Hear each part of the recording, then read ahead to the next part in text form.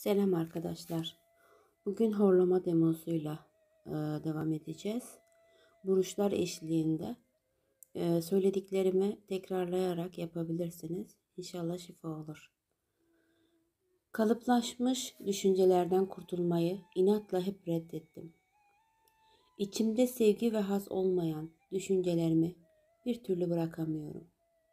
Yeniyi, tazeliği, canlılığı seçemiyorum. Yaşantımda bazı durumlara karşı koyamıyorum. Geçmişteki düşüncelere bağlıyım. Geçmişten vazgeçemiyorum. Eski davranışlara bağlıyım. Geçmişte resmen takılı kaldım. Eski sözlerime, eski düşüncelerime sarılıyorum.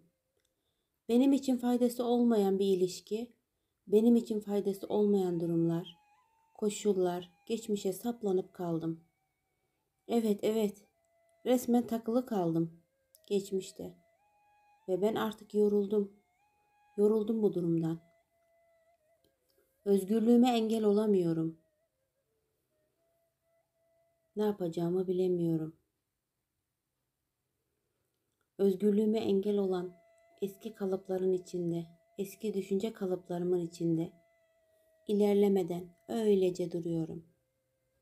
Nefes almamı zorlaştıran, gece bile peşimi bırakmayan şey ne? Aniden uykudan telaşla uyandırılmam mı? Uykuda bile peşimi bırakmayan şey ne? Gece bir telefonla gelen kötü bir haber mi? Telaşla uyanıp işe geç kaldığımı düşünmem mi? Yanımda uyuyan eşime duygusal bağ kurmak noktasında uzaklığı ortadan kaldırmamı mı istiyorum horlayarak? Ona yaklaşmaya mı çalışıyorum? Yoksa onunla ilgili gün içinde ona ifade edemediğim duygu ve düşüncelerimi horlayarak mı ifade etmeye çalışıyorum? Dışarıya veremediğim cümleleri horlayarak mı anlatmak istiyorum? Yoksa isteklerim, sesim duyulmuyor mu? Hem kişisel isteklerim, hem haz almaya yönelik isteklerim. Eşimle olan ilişkilerimde, kişisel olan ilişkilerimde kapana kısılmış gibi hissediyorum. Tehlikeden uzaklaşmak istiyorum. Bana yardım etsinler, beni anlasınlar istiyorum.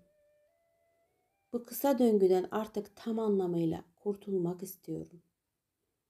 Benim için faydası olmayan, acı çektiren bir ilişkinin içinde saplanıp kaldım. Acı çekiyorum. Ama sesimi çıkaramıyorum, duyuramıyorum. Bu hallerimden kurtulamıyorum. İfade edemediğim duygularımı, düşüncelerimi gece uykuda horlayarak ifade etmeye çalışıyorum. Bu peşimi bırakmayan korkularım, kaygılarım yüzünden hayallerimi, planlarımı hayata geçirme konusunda şüpheye düştüm. Korkuyorum, hem de çok. Hareketsizce eski düşünce kalıplarıma saplanıp kalarak ilerliyorum. Kişiliğimin kabul edemediği yönleriyle yüzleşmeye hala hazır değilim. Kendimle yüzleşmeye hala cesaret edemiyorum. Sahip olamıyorum. Elde edemiyorum. Hiçbir şeyi elde edemiyorum.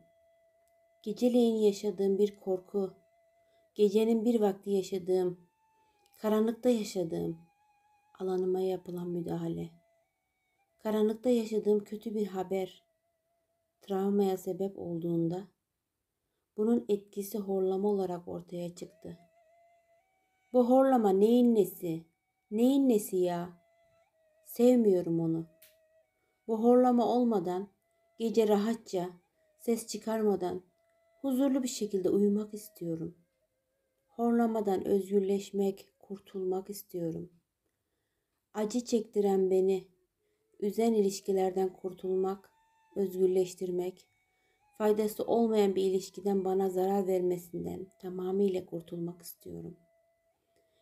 Eşime ifade etmeyi düşündüğüm duygularımı ve düşüncelerimi gün içinde rahatça, kolayca ifade edebilirim ben. Gün geçtikçe daha da rahat ifade ediyorum. Ve bu korkularıma yenik düşmeyip planlarımı aklımdaki şüphelere rağmen hayata geçiriyorum. Kalıplaşmış düşüncelerden kurtulmayı seçiyorum. İçinde sevgi ve haz olmayan düşüncelerimi bırakıyorum. Yeniyi, tazeliği, canlılığı, huzuru seçiyorum. Ve kendimi özgürleştiriyorum. Rahatlamayı ve hayatımdaki yeniliklere yer açmayı bugün, şimdi, burada, şu an kabul ediyorum. Kabul ediyorum. Dolaylı sözlerden, anlam bulanıklıklarından kurtuluyorum. Artık yeniliklere, değişimlere açığım. Kendimi açıyorum. Kabuldeyim. Eski düşünce kalıplarımı, inanç kalıplarımı bırakmaya hazırım. Kabul ediyorum. Değişmeye hazırım. İstekliyim. Bugün, şimdi, şu an içimdeki gerginlikleri, korkuları, kaygıları hissediyorum. Boğazımda, ağzımda, dilimde, bedenimde ortaya çıkan tüm negatif hisleri şimdi, şu an, burada serbest bırakıyorum. Serbest bırakıyorum. Serbest bırakıyorum. Serbest bırakıyorum. Nefes alıp veriyorum. Her nefes alıp bıraktığımda horlama ile ilgili her şey uçup gidiyor. Korkularım, şüphelerim, kaygılarım bitiyor. Gece rahat uyuyorum. Sabah dinç ve enerji dolu kalkıyorum.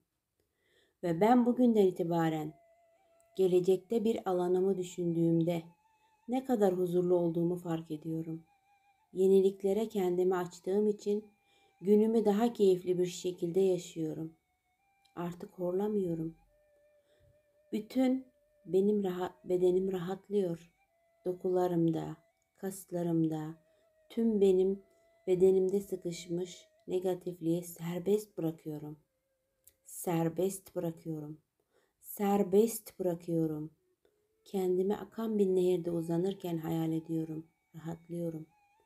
Ve geri kalan negatif duyguları da tamamen parmak uçlarından bu nehre aktığını hissediyorum. Şifa oldu. Şifa oldu. Şifa oldu.